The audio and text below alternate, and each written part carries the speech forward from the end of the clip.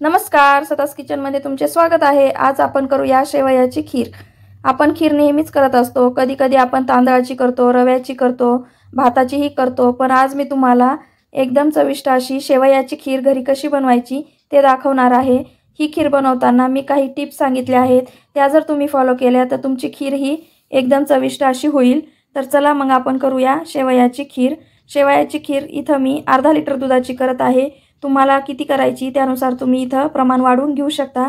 तर चला मग रबडीदार अशी शेवयाची खीर आपण करूया। त्यासाठी मी इथं घेतलेला आहे 1 वाटी शेवया। शेवया ह्या भाजलेल्या असतात, पण आपण त्या तुपामध्ये परतवून घेणार आहोत। पहिल्यांदा मी थोड्या शेवया अशा हाताने चुरून घेते, म्हणजे तोडून घेते, त्यामुळे खाताना आपल्याला जास्त मोठ्या मोठ्या शेवया लागणार नाहीत।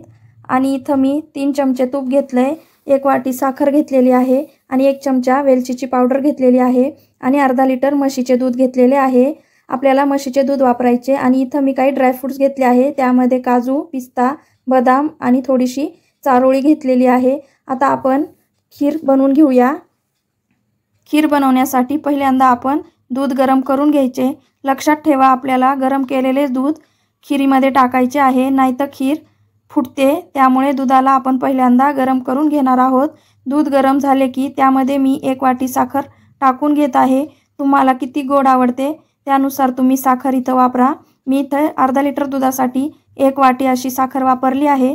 साखर आपण छान विरघळून घेऊ। आणि आता एका पॅनमध्ये आपण जे 3 चमचे तूप घेतले होते ते गरम करून घेऊया। तूप छान गरम झाले की त्यामध्ये आपल्याला आपण घेतलेल्या शेवया परतवून घ्यायच्या आहेत। त्यामुळे तूप छान गरम झाले की त्यामध्ये आपण आता शेवया टाकून घेऊ आणि शेवयाला छान परतवून घेऊया। शेवया ह्या भाजलेल्याच असतात, पण आपण तुपात परतवल्या की खाताना खीर छान चविष्ट लागते। त्यामुळे तुपामध्ये आपण शेवया छान परतवून घेऊया। आता शेवया छान परतवल्या गेल्या आहेत, त्यामध्ये आपण जे ड्रायफ्रुट्स घेतले होते ते इथं टाकून घेणार आहोत। तुमच्याकडे असतील ते ड्रायफ्रुट्स तुम्ही टाका, नसतील तर टाकू नका। आता आपण छान ड्रायफ्रुट्स ही छान लालसर रंगावर फ्राय करून घेऊ, म्हणजे ड्रायफ्रुट्स खातानाही आपल्याला चविष्ट असे लागतात। खीर छान चवदार तयार होते। आता आपले ड्रायफ्रुट्स छान तळल्या गेलेले आहेत। आता आपण जे गरम केलेले दूध होते ते टाकून घेणार आहोत। लक्षात ठेवा, दूध आपल्याला गरम केलेलेच वापरायचे आहे। थंड दूध जर आपण शेवयामध्ये टाकले तर आपले दूध फुटते आणि खीर आपली खराब होते। त्यामुळे गरम केलेले दूधहीच आपल्याला त्यामध्ये टाकायचे आहे। आता मी सर्व दूध इथं टाकून घेत आहे। तुम्हाला किती खीर बनवायची त्यानुसार तुम्ही दूध वापरा।